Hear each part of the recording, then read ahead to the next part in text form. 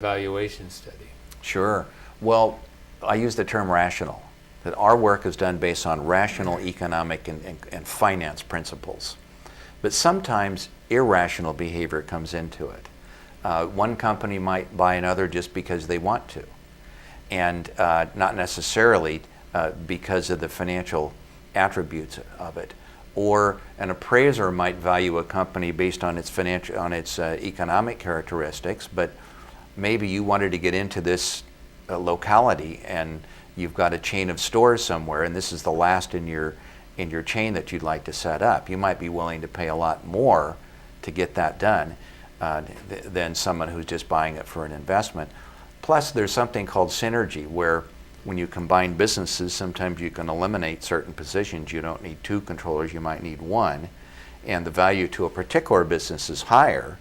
Our job is looking at the value to a typical hypothetical market participant, not a unique buyer. So there may be a unique buyer who has a very specific reason themselves to pay more than an appraiser would say it's worth. Right. So I think, sort of restating what you just said, when you're doing a valuation study, you're supposed to be coming up with the value sort of for the general marketplace. But there are buyers that have other motivations. And so for those buyers in particular, they may see a benefit there that goes way beyond what would be a general economic value. That's exactly right. And so an example of this is I have a brother-in-law who had a business, and I looked at what had happened, looked at his back tax returns and so forth, and sort of it was a disaster. I mean, he was never making any money. And so, I mean, if I was a general buyer in the marketplace for a business like this, I would look at it and I would say, I don't think this thing's worth anything. He's just been losing money for years. But it was a cable repair operation of some type. And anyway, a cable company came along and they looked at it and they saw some synergies there. Maybe it was his customer list. I don't know. So anyway, so they offered him $1 million. And he said, sure. So to them, it was worth the $1 million. It was.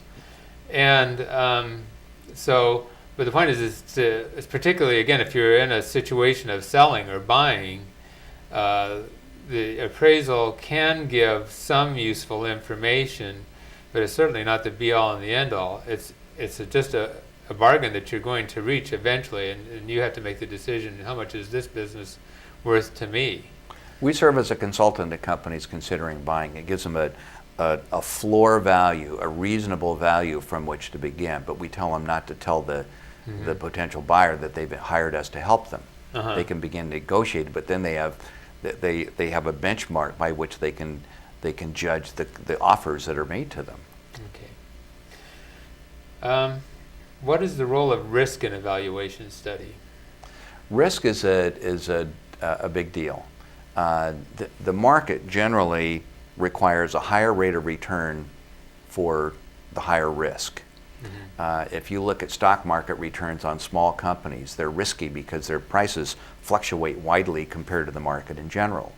The actual rates of return that people earn on those are very high compared to the market. And the reason is because it's risky.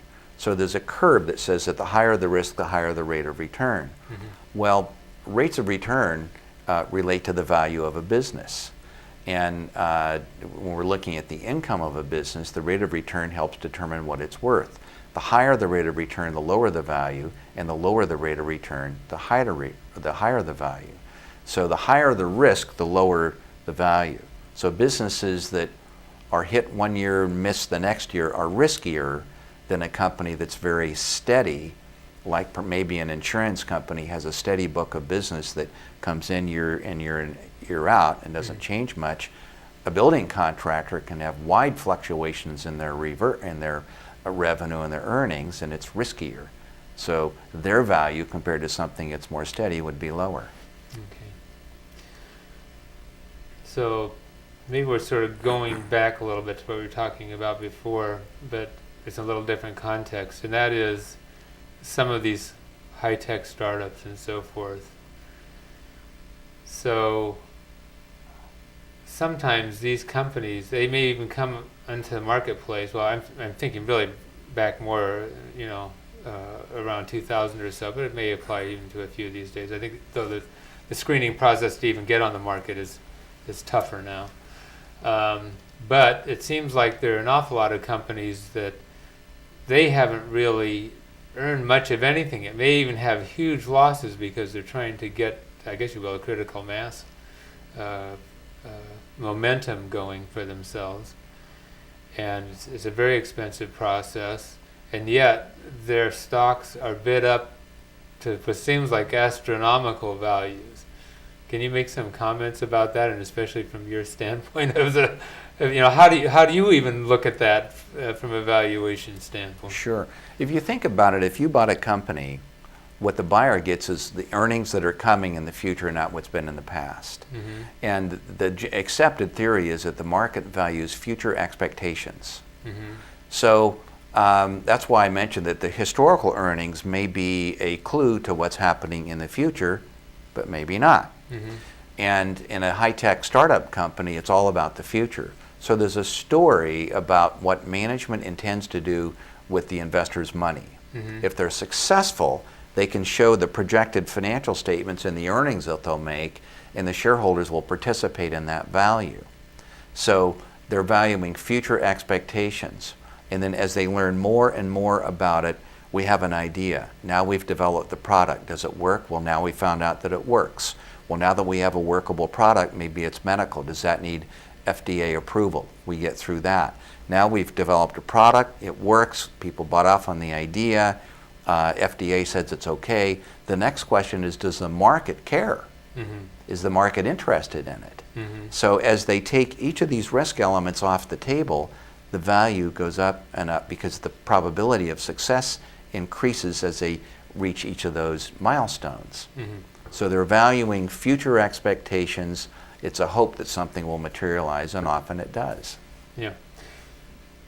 But it's also very high risk, and when the market gets superheated, in other words, the stock becomes like what we call a hot stock, I guess. I think what you have to do as an investor is look at, is there even in the realm of possibility of having a return on this thing? Yes. And so sometimes the horizon is very long. Well, and sometimes Yeah. it doesn't make any Yeah. sense. During the Yeah. dot-com Yeah. boom, we saw companies Yeah. that, in order to justify the price at which they were selling in the market, they would have to take over the entire world market in their industry and hold it forever. Yeah. Is that likely? I don't think so. Okay. Well, Jim, we need to wind up pretty soon here. Maybe you have a final thought that you'd like to put out there. I think the important thing is to know that when you hire an appraiser, to hire an accredited appraiser that experience adheres to standards and is accredited by usually a nonprofit type of accrediting organization, and to ask questions about them. Okay. Well, Jim, thanks so much for being my guest. You're welcome. I hope we can get together another time. Folks, I hope that you found this enlightening, always learning about other areas that people can contribute value to you. And anyway, I hope you can join us next time on Financial Insider Weekly.